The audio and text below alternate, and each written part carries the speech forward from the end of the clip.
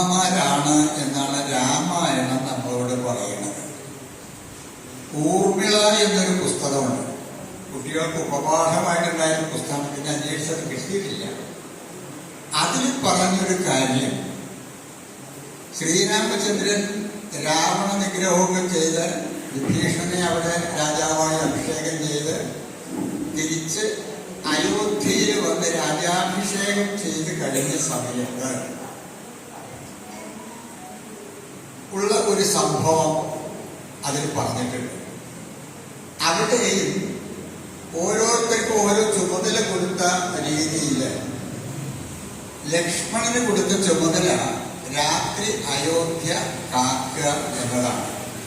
14 വർഷം കാത്ത് പരിചയമുള്ളത് കൊണ്ട്, പൂർവ്വ എക്സ്പീരിയൻസ് ഉള്ളത് കൊണ്ട് അങ്ങനെ ഏൽപ്പിച്ചു എന്നാണ് ധരിച്ചത്. പിന്നെ നോക്കുമ്പോഴാണ് ഈ ഒരു പൗരൻ രാത്രി എഴുന്നേറ്റ സമയത്ത് അർദ്ധരാത്രി മഹാമുനി